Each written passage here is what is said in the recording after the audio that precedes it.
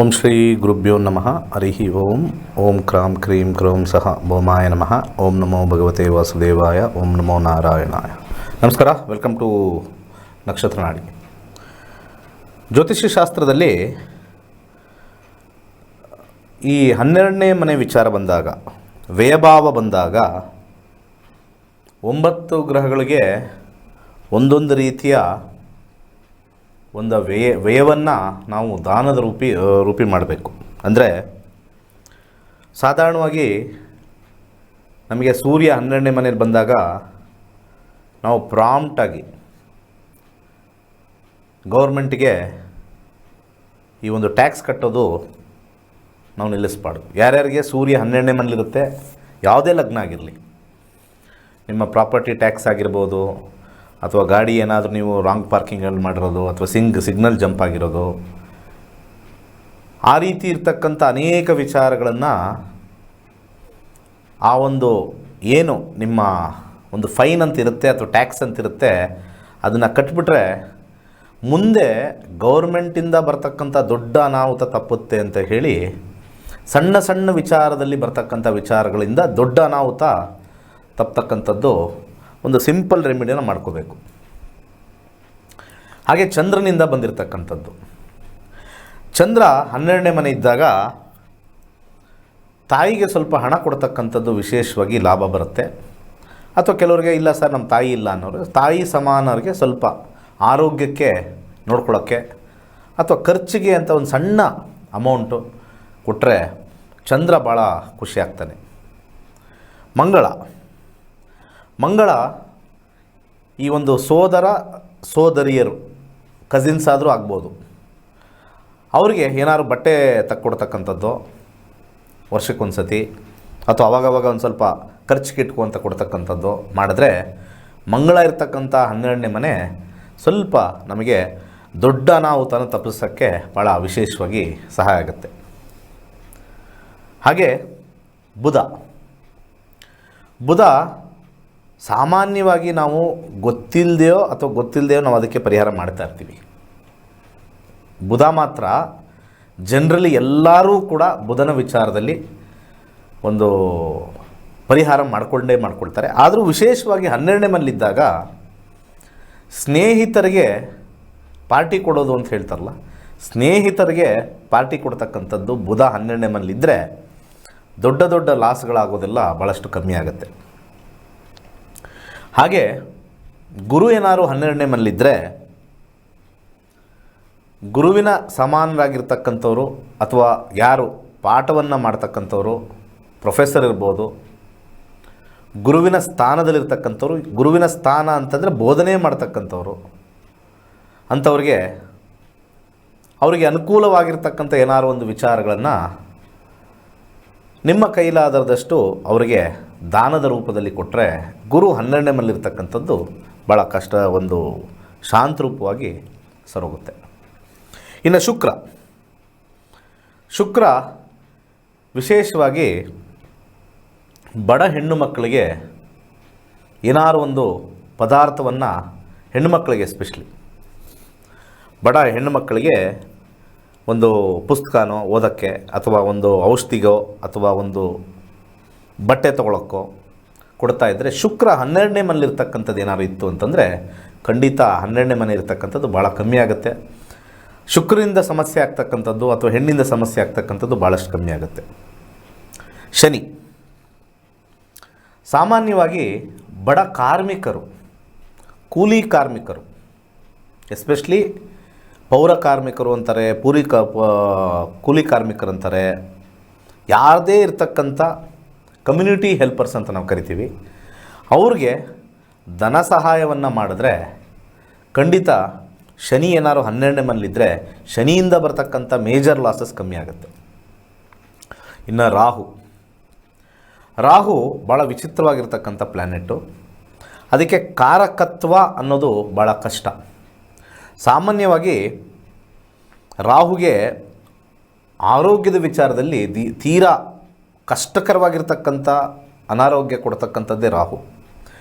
9 ಗ್ರಹದಲ್ಲಿ ಅತ್ಯಂತ ಹೆಚ್ಚು ಆರೋಗ್ಯ ಕೊಡೋದು ರಾಹು, ಅತ್ಯಂತ ಕಮ್ಮಿ ನೀಚವಾಗಿ ಕೊಡ್ತಕ್ಕಂಥದ್ದು, ಘನಘೋರವಾಗಿರ್ತಕ್ಕಂಥ ಕೊಡೋದು ರಾಹು. ಸೊ ಅಂಥ ಸಂದರ್ಭದಲ್ಲಿ ರಾಹುವಿನ ತತ್ವದಲ್ಲಿ ಬರತಕ್ಕಂಥದ್ದು, ಯಾವುದಾದ್ರು ಒಂದು ಗೌರ್ಮೆಂಟ್ ಹಾಸ್ಪಿಟಲ್ಗೆ ಹೋಗಿ ಏನಾದರೂ ಒಂದು ಫ್ರೂಟ್ಸ್ ಕೊಡ್ತಕ್ಕಂಥದ್ದು, ಅವ್ರಿಗೆ ಖರ್ಚಿಗೆ ಒಂದು ಸ್ವಲ್ಪ ದುಡ್ಡು ಕೊಡ್ತಕ್ಕಂಥದ್ದು ಮಾಡಿದ್ರೆ ರಾಹು 12ನೇ ಮನೇಲಿರ್ತಕ್ಕಂಥದ್ದು. ಇದು ಭಾವದ ಪ್ರಕಾರ, ರಾಶಿ ಪ್ರಕಾರ ಅಲ್ಲ.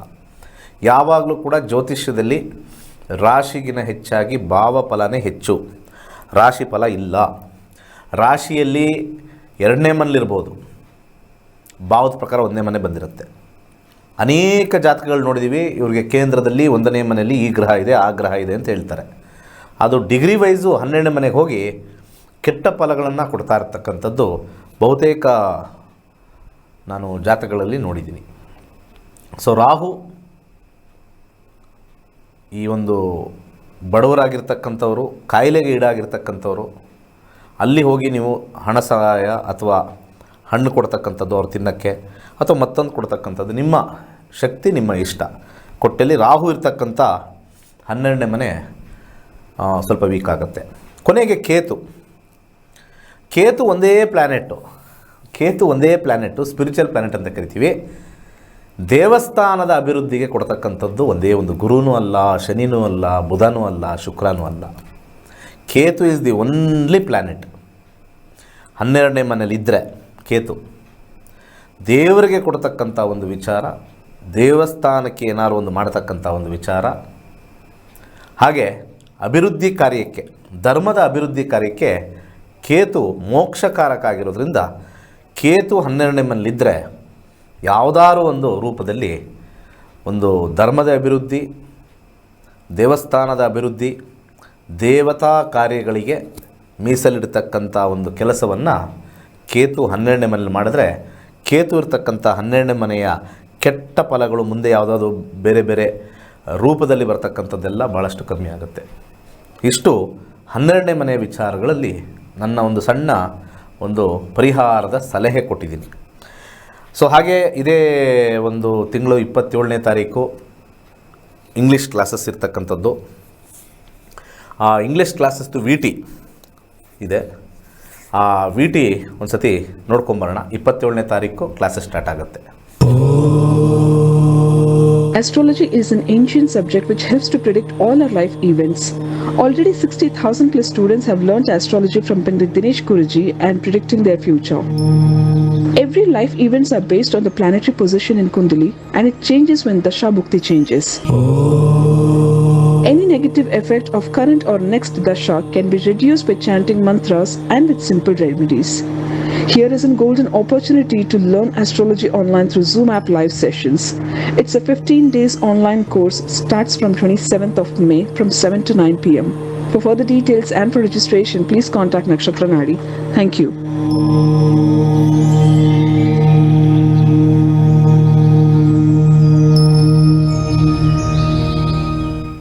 Okay, welcome back. 27ನೇ ತಾರೀಕು ಸಂಜೆ ಮಾತ್ರ ಕ್ಲಾಸ್ ಇರ್ತಕ್ಕಂಥದ್ದು 7ರಿಂದ 9. ಅದಾದ ನಂತರ ಜೂನ್ 20ನೇ ತಾರೀಕು ಕನ್ನಡದಲ್ಲಿ 102ನೇ ಬ್ಯಾಚು ಬೆಳಿಗ್ಗೆ 11ರಿಂದ 1 ಮನೇಲೆ ಕೂತು ಕಲಿತಕ್ಕಂಥದ್ದು, ಸಂಜೆ 7ರಿಂದ 9. ಕರೆ ತೊಗೊಂಡೋಗೋಣ. ನಮಸ್ಕಾರ. ನಮಸ್ಕಾರ ಸರ್. ಹಾಂ ಹೇಳಿ. ನನ್ನ ಮಗನ ಬಗ್ಗೆ ಕೇಳಬೇಕಿತ್ತು. ಹಾಂ, ಏನು ಕೇಳಬೇಕಾಯ್ತು? ಮದುವೆ ಬಗ್ಗೆ ಕೇಳಬೇಕಿತ್ತು ಸರ್. ಹಾಂ ಹೇಳಿ. ಏನು ಜಾತಕಕ್ಕೆ ಹೋಗ್ಬೇಕಾ, ಪ್ರಶ್ನೆಶಾಸ್ತ್ರನ? ಇಲ್ಲ, ಜಾತಕಕ್ಕೆ ಸರ್. ಹೇಳಿ. 18/5/1994 ಮಧುಸೂದನ್ ಮಕ ನಕ್ಷತ್ರ, ಸಿಂಹರಾಶಿ, ಬುಧವಾರ ಮಧ್ಯಾಹ್ನ 3:35 ಹುಟ್ಟಿರೋದು. ಹುಟ್ಟಿದೂರು ಬೆಂಗಳೂರು ಸರ್. ಪುರೋಹಿತರು ಹೇಳ್ದಂಗೆ ಹತ್ರ ಹೇಳ್ತೀರಾ? ಹಾಂ, ಅವೆಲ್ಲ ಯಾಕೆ ಬೇಕು? ಏನು ನಕ್ಷತ್ರ ತಗೊಂಡು ಏನು ಮಾಡೋದು? ನಕ್ಷತ್ರ ಹೇಳಿದ್ದೀನಿ, ನಕ್ಷತ್ರ ದಶಾ ಬರೋಕ್ಕೆ ಮಾತ್ರ ಹೆಲ್ಪ್ ಆಗುತ್ತೆ. ಕೇತು ದಶೆಯಿಂದ ಪ್ರಾರಂಭ. ತುಂಬ ಜನ ನಕ್ಷತ್ರ ಶಾಂತಿ ಮಾಡ್ತಾರೆ, ಏನು ವಿಚಾರನೂ ಗೊತ್ತಿಲ್ಲ. ಆ ಪುರೋಹಿತರು ಹೇಳಲ್ಲ ಯಾಕೆ ನಕ್ಷತ್ರ ಅಂತ, ಅವ್ರಿಗೆ ಗೊತ್ತಿದೆಯಲ್ಲೋ ನಂಗೆ ಗೊತ್ತಿಲ್ಲ. ಆದರೆ ನಕ್ಷತ್ರ ಶಾಂತಿ ಮಾಡೋದು ಮೊದಲ ದಶ ಚೆನ್ನಾಗಿತ್ತು ಅನ್ನೋದಕ್ಕೋಸ್ಕರ ಮಾಡೋದು. ಒಂದು ದಿವಸ ಅದ್ರ ಬಗ್ಗೆ ಹೇಳ್ತೀನಿ. ಸದ್ಯಕ್ಕೆ ಈಗ ನಡೀತಾ ಇರ್ತಕ್ಕಂಥ ದಶ ಸೂರ್ಯದಶ ಮ್ಯಾರೇಜ್ಗೆ ಹೇಗಿದೆ ಅಂತ ನೋಡೋಣ. 8ನೇ ಮನೆ 12ನೇ ಮನೆ ವಿವಾಹದಲ್ಲಿ ಅಡಚಣೆಗಳು ಭಾಳಷ್ಟು ಬರ್ತಕ್ಕಂಥ ಒಂದು ಕಾಂಬಿನೇಷನ್ ತೋರಿಸ್ತಾ ಇದೆ. ಅವ್ರಿಗೆ ಇಷ್ಟವಾಗಿರ್ತಕ್ಕಂಥದ್ದು ಮುಂದೂ ಬರಲ್ಲ, ಇಷ್ಟ ಆಗಿರೋದು ನೀವು ಮಾಡ್ತಿರೋ ಇಲ್ವೋ ಅದು ಎರಡನೇದು. ಈಗ ಸದ್ಯಕ್ಕೆ ಚಂದ್ರದಶ ಬರ್ತಕ್ಕಂಥ ಒಂದು ಸಮಯ 26 ಏಪ್ರಿಲ್ವರೆಗಿಂದ ಈಗ ಭುಕ್ತಿಗಳಲ್ಲಿ ಯಾವ್ದಾದ್ರು ಇದೆಯಾ ಅಂತ ನೋಡಬೇಕು. ಈ ಭುಕ್ತಿಗಳಲ್ಲಿ ಬುಧ ಭುಕ್ತಿ ಬಂದಿರೋದು 11 ಬಂದಿದೆ, ಆದರೆ ಎಲ್ಲೂ ಒಂದು ಕಡೆ 2ನೇ ಮನೆ 7ನೇ ಮನೆ 9ನೇ ಮನೆ ಭಾಳ ಇಂಪಾರ್ಟೆಂಟ್ ಆಗಿರ್ತಕ್ಕಂಥದ್ದು.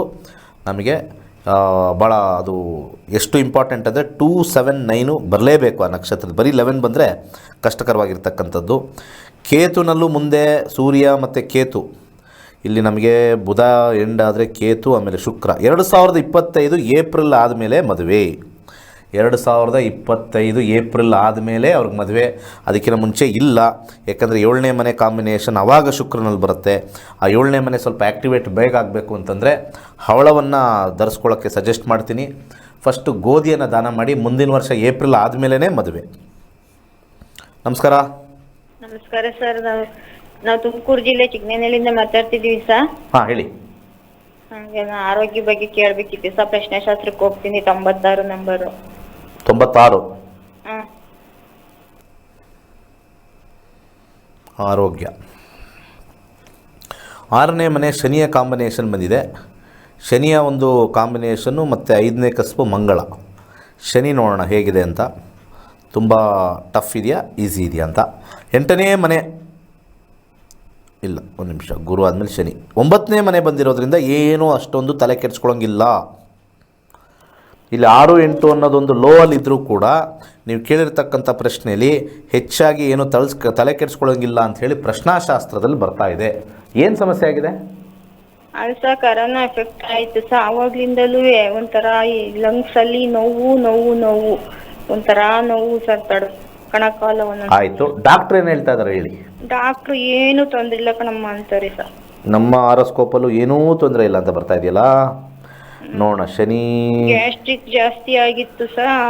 ಆವಾಗ್ಲಿಂದಲೂ ತುಂಬಾ ಸುಸ್ತಾಗಿ ಮೋಸ್ಟ್ಲಿ ಇದು ಯಾವುದೋ ಕೊರೋನಾದ ಎಫೆಕ್ಟ್ ಅಲ್ಲ, ಊಟದ ಎಫೆಕ್ಟ್ ಇದು. ನೀವು ನಾರ್ಮಲ್ ಆಗಿ ಊಟ ಮಾಡ್ತಕ್ಕಂಥದ್ದು. ಬೆಳಿಗ್ಗೆ ಎದ್ದಿದ ತಕ್ಷಣ ಬಿಸಿ ನೀರಲ್ಲಿ ಸ್ವಲ್ಪ ಜೀರಿಗೆ ಹಾಕ್ಕೊಂಡು ಸ್ವಲ್ಪ ಕುಡೀರಿ. ಒಂದು ಹಾಗೆ 7 ಮುಖದ ರುದ್ರಾಕ್ಷಿ ಹಾಕಿ, 7 ಮುಖದ ರುದ್ರಾಕ್ಷಿ ಹಾಕಿ ಒಂದು ಮಂತ್ರವನ್ನು ಕೊಡ್ತೀನಿ, ಅನ್ಲಿಮಿಟೆಡ್ ಹೇಳಿ. ಓಂ ಬ್ರಹ್ಮಸ್ಪತೇ ನಮಃ. ಅರಿಶಿನವನ್ನು ಹಣೆಗಚ್ಕೊಳ್ಳಿ. ಸ್ವಲ್ಪ ನಿಮ್ಮ ಕಿಬ್ಬೊಟ್ಟೆ ಇರುತ್ತಲ್ಲ ಅಲ್ಲಿಗೂ ಕೂಡ ಒಂದು ಸ್ವಲ್ಪ ಅರಿಶಿನ ಹಚ್ಚಿ, ಒಳ್ಳೆಯದಾಗುತ್ತೆ. ಏನೂ ಸಮಸ್ಯೆ ಇಲ್ಲ. ನಾನು ಕೊಟ್ಟಿರೋದು ಮಾಡಿ, ನಿಮಗೆ ರಿಲೀಫ್ ಸಿಗುತ್ತೆ ಅಂತ ನನಗನ್ನಿಸುತ್ತೆ. ಒಳ್ಳೆಯದಾಗಲಿ. ನಮಸ್ಕಾರ. ನಮಸ್ಕಾರ ಸರ್. ನಾಗಲಿಂದ ಬೆಂಗಳೂರಿಂದ ಮಾತಾಡ್ತಾ ಇದ್ದೀನಿ. ಡೇಟ್ ಆಫ್ ಬರ್ತ್ ಇಂದ ಕೇಳಬೇಕು ನೀವು ಸರ್. ಹೇಳಿ.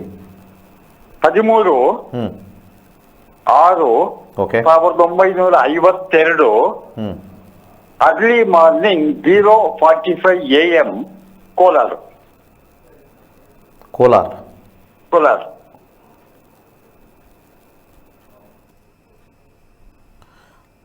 00 ಅರ್ಲಿ ಮಾರ್ನಿಂಗ್ ಅಂದರೆ 12ನೇ ತಾರೀಕು ರಾತ್ರಿ 13ನೇ ತಾರೀಕು ಬೆಳಿಗ್ಗೆ. 12:45 ಆಗುತ್ತೆ ಅದು. 12ನೇ ತಾರೀಕು ರಾತ್ರಿ 13ನೇ ತಾರೀಕು ಬೆಳಿಗ್ಗೆ. ಹಾಂ, ಕರೆಕ್ಟ್. ಸೊ ಕುಂಭರಾಶಿ, ಧನಿಷ್ಠ ನಕ್ಷತ್ರ, 3ನೇ ಪಾದ. ಹೌದು. ಹಾಂ, ಏನು ವಿಚಾರ ಏನಂದ್ರೆ, ನನಗೆ ಮುಂದಿನ ವರ್ಷ ಕೇತು ದಶೆ ಬರ್ತಾ ಇದೆ. ಕೇತು 6ನೇ ಮನೆ ಸಿಂಹ ರಾಶಿಲಿದ್ದಾರೆ. ಏನೋ 6ನೇ ಮನೆ ರೋಗಸ್ಥಾನ, ಉಪಚಯ ಸ್ಥಾನ, ಪರಾಕ್ರಮ ಸ್ಥಾನ ಅಂತ. ನೀವದನ್ನ ನಾನು ನೋಡಿದೆ ಇದರಲ್ಲಿ ಇಶ್ಯೂಸ್ ಅಲ್ಲಿ. ನೀವೇನೋ ಕಟಿಂಗ್ ಅಂತ ಹೇಳಿದ್ರಿ. ಕೆಲವರು ಹೇಳ್ತಾರೆ ಗುರು ನೋಡ್ತಾ ಇದ್ದಾನೆ ಮೇಷರಾಶಿಯಿಂದ. ಯಾರು ನೋಡಿದ್ರು ಸುಳ್ಳು, ಬರೀ ಬೋಗಸ್. ಕಾಂಪೌಂಡರ್ ಕೆಲಸಕ್ಕೆ ಹೋಗಿ ಯಾರು ನೋಡಿ ಏನೂ ಮಾಡಲ್ಲ. ಗುರು ನೋಡಿದ ತಕ್ಷಣ ಎಲ್ಲ ಒಳ್ಳೇದು ಮಾಡೋಂಗಿದ್ರೆ ಎಷ್ಟೋ ಜಾತಕಗಳು ಚೆನ್ನಾಗಿರ್ತವೆ. ವೀಕ್ಷಣೆ ಅನ್ನೋದು ಝೀರೋ. ಇಲ್ಲಿ ನೀವು ಹೇಳಿದಂಗೆ ಕೇತು 6ನೇ ಮನೇಲಿದೆ ಖಂಡಿತ. ಆದರೆ ಕೇತು ನಕ್ಷತ್ರದಲ್ಲೇ ಇದೆ. ಅರ್ಥ ಆಯ್ತಲ್ಲ? ಸೊ 6ನೇ ಮನೆ ಸಣ್ಣ ಕಾಯಿಲೆ ಬರುತ್ತೆ, ದೊಡ್ಡ ಕಾಯಿಲೆ ಬರಲ್ಲ. ಸಣ್ಣ ಇನ್ಫೆಕ್ಷನ್ಸು, ಸಣ್ಣ ವಿಚಾರ. ಆದರೂ ನಿಮ್ಗೆ 71 ವರ್ಷ ಆಗಿದೆ, ಅದು ತಿಳ್ಕೊಳ್ಳಿ ಅಲ್ವಾ? ಸೊ ಸಣ್ಣ ಕಾಯಿಲೆ ಬರೋದ್ರಿಂದ ಬಾಳೆಹಣ್ಣು ದಾನ ಮಾಡಿ.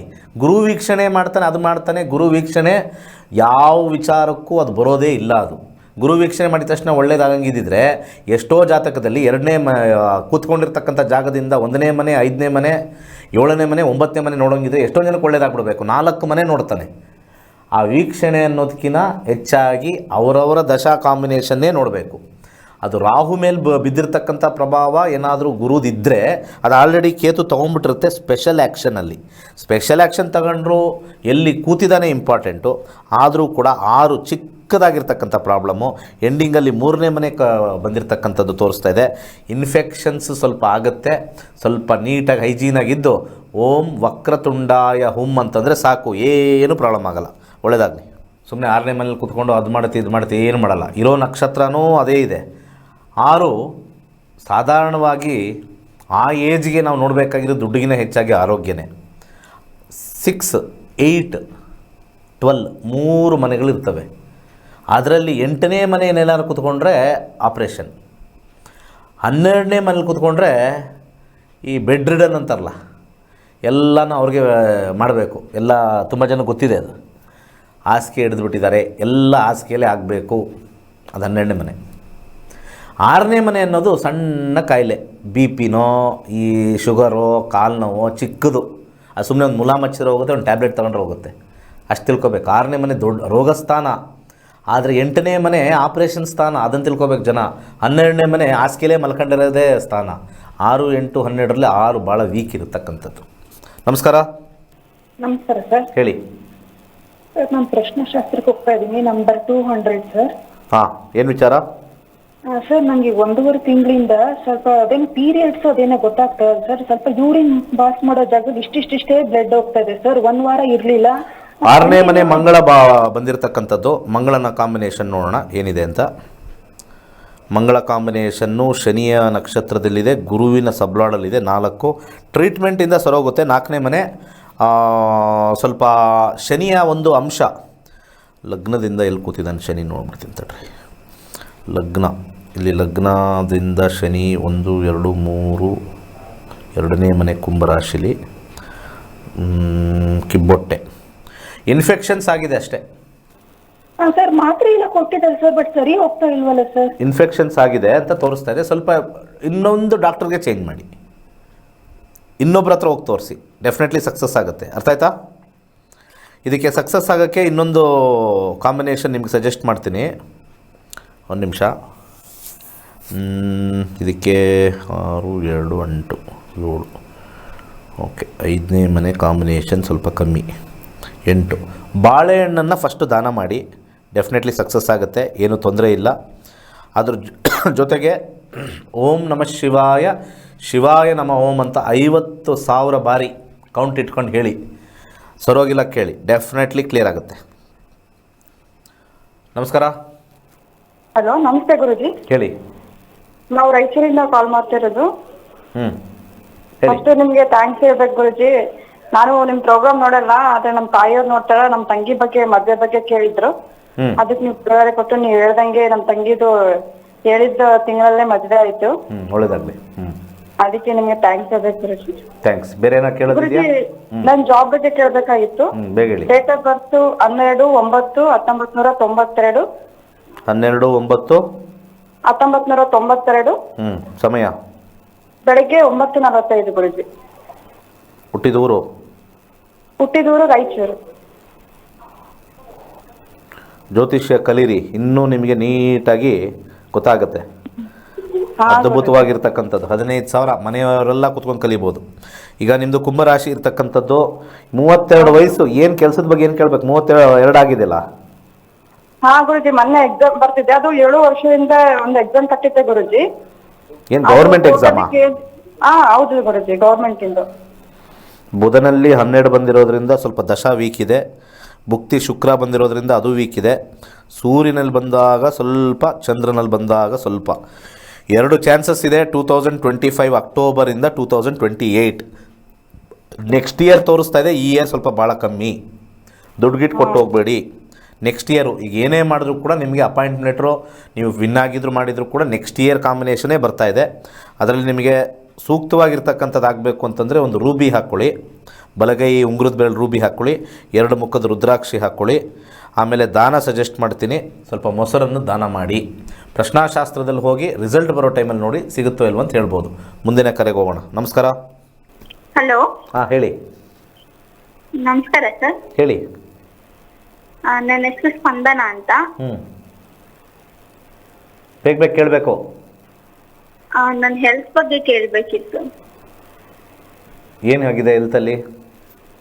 ಹೆಲ್ತ್ ಇಶ್ಯೂಸ್ ಜಾಸ್ತಿ ಇದೆ. ಥೈರಾಯ್ಡ್ ಬಂದ್ಬಿಡ್ತು, ಯೂಟ್ರಸ್ ಪ್ರಾಬ್ಲಮ್, ಯೂರಿನರಿ ಇನ್ಫೆಕ್ಷನ್ಸ್ ಎಲ್ಲ ಜಾಸ್ತಿ ಇತ್ತು. ಆಮೇಲೆ ಇನ್ನೇನು ಪ್ರಾಬ್ಲಮ್ ಆಗಿದೆ? ಆ? ಆಮೇಲೆ ಇನ್ನೇನು ಪ್ರಾಬ್ಲಮ್ ಆಗಿದೆ? ಥೈರಾಯ್ಡ್ ಆಯಿತು, ಥೈರಾಯ್ಡ್ ಯೂಟ್ರಸ್ ಬಂದಿದೆ, ಬಟ್ ಹಾರ್ಮೋನ್ ಇಂಬ್ಯಾಲೆನ್ಸ್ ಇರೋದ್ರಿಂದ PCOD ಜಾಸ್ತಿ ಆಗಿದೆ. ಆಮೇಲೆ ಡೈಜೆಷನ್ ಪ್ರಾಬ್ಲಮ್ ಇದೆ, ಮೋಷನ್ ಸ್ವಲ್ಪ ಪ್ರಾಬ್ಲಮ್ ಇದೆ. ಯಾವ ಪಾರ್ಟ್ಸು ಬಿಟ್ಟಿಲ್ವಲ್ಲಮ್ಮ? ಭಗವಂತ ನಿನ್ಗೆ ಯಾವ ಪಾರ್ಟ್ಸು ಬಿಟ್ಟಿಲ್ಲ. ಹೌದು ಗುರುಗಳೇ. ಈಗ ಜಾತಕಕ್ಕೆ ಹೋಗ್ಲಾ, ಪ್ರಶ್ನೆಶಾಸ್ತ್ರಕ್ಕೆ ಹೋಗ್ಲಾ? ಜಾತಕ ಕರೆಕ್ಟ್ ಆಗಿದೆಯಾ? ಜಾತಕ ಕರೆಕ್ಟ್ ಆಗಿದೆ.